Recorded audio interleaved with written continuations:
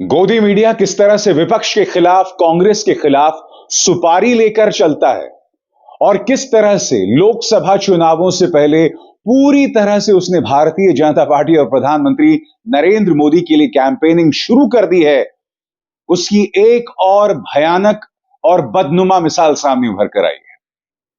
दोस्तों, आज से 5 साल पहले, क्योंकि 2019 को अब हम 5 साल माने या 4 साल पहले कह सकते हैं, दयानिधि मारन ने उत्तर प्रदेश और बिहार के निवासियों के बारे में, या यह कहा जाए बिहार के निवासियों के बारे में आपत्तिजनक बयान दिया था। मगर यह शर्मनाक, वाहियात और अश्लील बयान आज से 4 साल पहले दिया गया था। गोदी मीडिया क्या कर रहा है, मैं आपको बता रहा हूं। गोदी मीडिया कोई मौका नहीं छोड़ रहा है विपक्ष और इंडिया गठबंधन पर निशाना साधने के लिए। आज से करीब 4.5 साल पुराना यह बयान अब प्राइम टाइम मीडिया में चर्चा का विषय हो गया है। सारे न्यूज चैनल्स अब उस पर डिबेट कर रहे हैं। यह कहा जा रहा है कि कांग्रेस इस पर क्या कहेगी, इंडिया गठबंधन के नेता इस तरह से उत्तर भारतीयों से नफरत क्यों करते हैं, और उसी के जरिए धर्म को भी जोड़ा जा रहा है कि हिंदू का अपमान बार बार इस तरह से क्यों किया जा रहा है। मैं आपसे सवाल पूछना चाहता हूं, मीडिया की क्या प्राथमिकता होनी चाहिए दोस्तों? 4.5 साल पुराना एक बयान जो निहायत ही वाहियात, शर्मनाक और अश्लील है, या आज के दौर में पिछले 2 या 3 दिनों में या पिछले 1 हफ्ते में हुई घटनाएं, जम्मू कश्मीर के पुंछ में हमारे 5 सेना के जवान मारे जाते हैं और इसके बाद भाकरवाल समुदाय के 3 लोगों को सेना कथित तौर पर मौत के घाट उतार देती है। न्यू कश्मीर में ना आम कश्मीरी सुरक्षित है, ना हमारे भारतीय सेना के जवान। मगर क्या गोदी मीडिया इस पर चर्चा कर रही है? वो गोदी मीडिया जो सेना के नाम पर टीआरपी बटोरती है, आखिर क्या वजह है कि वो इसकी चर्चा नहीं कर रही है? आखिर क्या वजह है कि 4 साल पुराना बयान जो है उसकी चर्चा की जा रही है? क्या दर्शक होने के नाते हमें अटपटा नहीं लगना चाहिए? सबसे बड़ी बात, चंपारण से अग्निवीर योजना के खिलाफ युवाओं ने एक लंबा चौड़ा मार्च किया है, पैदल यात्रा की है। मगर मजाल है दोस्तों, किसी भी न्यूज चैनल में इस बड़ी खबर की चर्चा हो, मैं उसकी चर्चा करूंगा दोस्तों। मगर मैं आपसे एक सवाल पूछना चाहता हूं।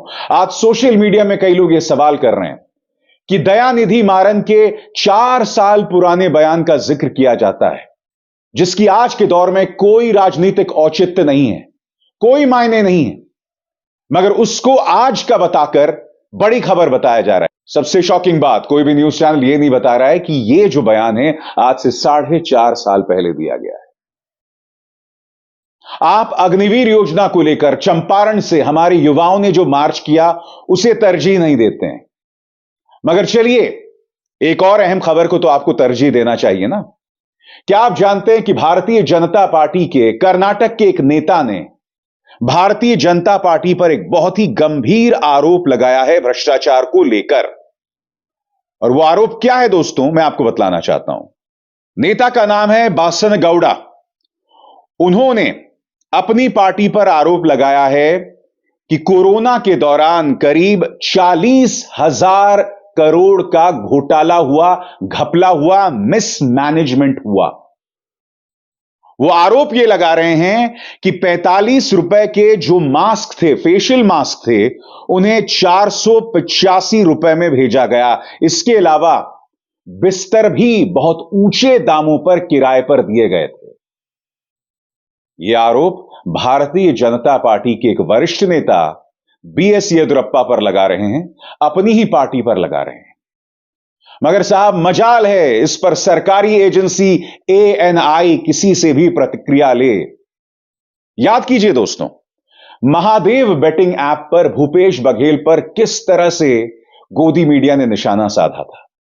मगर फिर यह वीडियो भी हम सबको याद है, जहां नरेंद्र तोमर का बेटा देवेंद्र तोमर कथित तौर पर कैमरे पर एक स्टिंग ऑपरेशन में करोड़ों रुपए की बात कर रहा था, भाभी जी की बात कर रहा था, नरेंद्र तोमर के आधिकारिक एड्रेस की, आधिकारिक निवास स्थान की बात कर रहा था। महादेव बेटिंग ऐप पर तमाम न्यूज चैनल्स में बहुत बवाल काटा, मगर मजाल है साहब देवेंद्र तोमर के इस वीडियो की कोई भी चर्चा करे।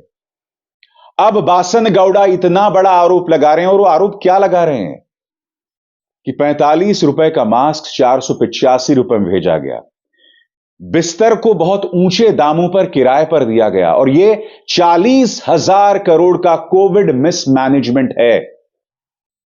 मगर क्या आप इसकी चर्चा कहीं सुन रहे हैं? मीडिया किसकी चर्चा कर रहा है? मीडिया कर रहा है 4 साल पुराने एक बयान की। मीडिया का सिर्फ एक मकसद है, सिर्फ और सिर्फ विपक्ष पर निशाना साधना। अफसोस की बात यह है दोस्तों कि इनकी आवाज कोई नहीं उठा रहा है। राहुल गांधी ने अलबत्ता उनसे मुलाकात जरूर की है। इन तस्वीरों में देखिए, राहुल गांधी चंपारण से जिन लोगों ने पैदल मार्च किया उनसे मुलाकात कर रहे हैं, और मुलाकात के बाद उन्होंने यह बयान दिया है जो आपकी स्क्रीन पर है।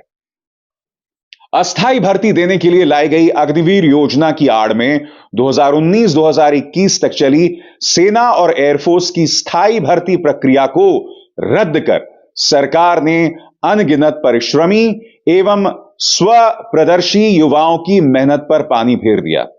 दुखद है कि सत्याग्रह की भूमि चंपारण से लगभग 1100 किलोमीटर पैदल चलकर अपना हक मांगने दिल्ली आए इन नौजवानों के संघर्ष को मीडिया के किसी भी कैमरे में जगह नहीं मिली।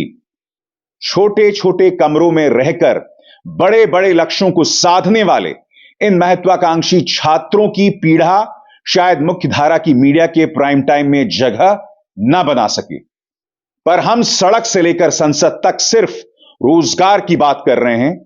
इन युवाओं के संघर्ष में उनके साथ हैं। राहुल गांधी ये बोल रहे हैं। मैंने आपसे कहा कि पुंछ में हमारे जवान शहीद हो जाते हैं, मगर उसको प्राइम टाइम में जगह नहीं मिलती है। अग्निवीर योजना, सेना में भर्ती को लेकर जो मामला है, अग्निवीर योजना को लेकर लोग पैदल यात्रा करते हैं, कहां से? चंपारण से दिल्ली तक आते हैं। इसको प्राइम टाइम में जगह नहीं मिलती। भारतीय जनता पार्टी के भ्रष्टाचार को भी प्राइम टाइम में जगह नहीं मिलती। जगह किसको मिलती है? दयानिधि मारन के 5-4 साल पुराने बयान को। अरे 19 साल पहले तो स्मृति ईरानी ने भी प्रधानमंत्री नरेंद्र मोदी, जो उस वक्त गुजरात के मुख्यमंत्री हुआ करते थे, बयान दिया था कि मुख्यमंत्री गुजरात अपने पद से इस्तीफा दे दें, वरना मैं आमरण अनशन शुरू कर दूंगी। बयान उन्होंने भी दिया था ना। और ऐसे आपको मैं ढेरों बयान दिखा सकता हूं जहां कई नेताओं ने पुराने बयान दिए, शर्मनाक बयान दिए, मगर इसकी चर्चा कभी नहीं होती। क्यों? मैं समझना चाहता हूं। और मीडिया का क्या फोकस है दोस्तों, मैं आपको बताता हूं। निहायत ही जहरीला फोकस, और सारा फोकस यह है कि किसी भी कीमत पर विपक्ष पर निशाना साधो, उन्हें गाड़ दो। एक एक करके आपकी स्क्रीन पर, राम के नाम पर दंगल। क्या नीतीश कुमार इंडिया गठबंधन से नाराज हैं? फोकस देखिए दोस्तों, हर प्रोग्राम में फोकस यही है कि विपक्ष को राम विरोधी, धर्म विरोधी, भ्रष्टाचारी बताया जाए, अराजक बताया जाए, और खुद भारतीय जनता पार्टी के अंदर जो भ्रष्टाचार हो रहा है उसकी कोई चर्चा नहीं। कश्मीर जो बद से बदतर हुआ जा रहा है उसकी कोई चर्चा नहीं, क्योंकि सीधा सवाल यहां पर अमित शाह पर उठेगा। आगे देखिए साहब, स्वामी को कब निकालेगा इंडिया? विपक्ष राम मंदिर के साथ या खिलाफ? भारत में हर बार हिंदू धर्म का अपमान क्यों? फिर देखिए, राम मंदिर का बुलावा, विपक्ष को गुस्सा आया। कश्मीर में गजा दिखता है। राम मंदिर का उद्घाटन, सेक्युलरिज्म का रियल टेस्ट। कहीं दीप जले कहीं दिल। हिंदुओं पर क्या बोल गए ये इंडी नेता, मोदी की हैट्रिक पक्की कर दी। असली मुद्दों से जनता को दूर रखना। कश्मीर के अंदर हमारे जवान लगातार मारे जा रहे हैं, आम लोग मारे जा रहे हैं।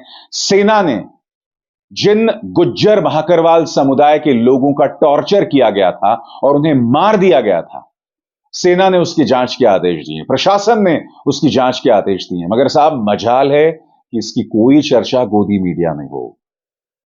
यह ना भूलें, बृजभूषण शरण सिंह की जगह कुश्ती संघ का अध्यक्ष बनाया गया था संजय सिंह को। तब साक्षी मलिक ने संन्यास ले लिया था। विनेश फोगाट ने भी अपना अर्जुन अवार्ड कल ही वापस किया दोस्तों, कल ही वापस किया। बजरंग पुनिया ने पद्मश्री पुरस्कार जो है प्रधानमंत्री नरेंद्र मोदी के निवास स्थान के बाहर रख दिया। मैं आपसे सवाल पूछना चाहता हूं, इसकी चर्चा प्राइम टाइम में क्यों नहीं की जाती? और फिर कुश्ती संघ का जो चुनाव था उसे रद्द कर दिया मोदी सरकार ने, क्योंकि इतना जबरदस्त दबाव था। बृजभूषण शरण सिंह लगातार कहता रहा कि मेरा दबदबा है, मेरा दबदबा बना रहेगा। मैं फिर आपसे सवाल पूछना चाहता हूं, इन तमाम मुद्दों की चर्चा क्यों नहीं होती? जब मोदी सरकार ने कुश्ती संघ के चुनाव को निरस्त कर दिया था, बेईमानी बता दिया था, तो मीडिया ने वो सवाल क्यों नहीं उठाए? ये खबरें हैं दोस्तों। जब साक्षी मलिक अपने आंसू बहाती हैं और जब संन्यास लेती हैं, तो टेलीविजन की निगाह से, तस्वीर की निगाह से, विजुअल की निगाह से यह बहुत ही पावरफुल स्टेटमेंट है, यह बहुत ही ताकतवर स्टेटमेंट है। मगर पापा की परी यहां नथुने फुला रही है दयानिधि मारन के 4-5 साल पुराने बयान पर, और बिहारी अस्मिता की बात कर रही है यहां पर। ये अपने नाम के साथ इन्होंने एक बार गलती से मोदी शब्द जोड़ दिया था। मैं आपसे एक सवाल पूछना चाहता हूं, मान लिया बिहारी अस्मिता को ठेस पहुंचाने की कोशिश की गई थी, मैं फिर बता चुका हूं दयानिधि मारन का बयान निहायत ही अश्लील और वाहियात है, मगर यह 5 साल पुराना है। जब हमारे महिला पहलवानों का अपमान होता है, लगातार होता है, तब क्या यह महिला अस्मिता को ठेस पहुंचाना नहीं है? तब तुम्हारे मुंह पर ताले क्यों पड़ जाते हैं? जब अग्निवीर योजना के खिलाफ चंपारण से पैदल मार्च हमारा युवा करता है, तब क्या सेना का अपमान नहीं होता? जब कश्मीर के अंदर हमारे सेना के जवान मारे जाते हैं, तब क्या यह सेना की अस्मिता के साथ खिलवाड़ नहीं है? उसकी सुरक्षा को लेकर सवाल नहीं है? तब तुम्हारे मुंह पर ताले क्यों पड़ जाते हैं? यह सवाल है, इससे बचा नहीं जा सकता है। और अफसोस यह है दोस्तों, जिस तरह के प्रोग्राम चलाए जा रहे हैं, जिसकी मैं मिसाल आपको दे चुका हूं, इससे पता चल सकता है कि गोदी मीडिया किस तरह से खुलकर अब चुनाव प्रचार कर रहा है भाजपा के लिए।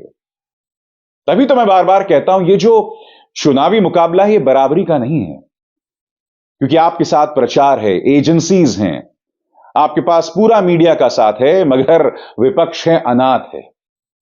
उनके 4-4 साल पुराने बयानों पर बवाल किया जाता है। मगर यह तो न्यू इंडिया है ना, यही तो अमृतकाल है, यही तो संगोल युग है मित्रों। अभिसार शर्मा को दीजिए इजाजत। नमस्कार।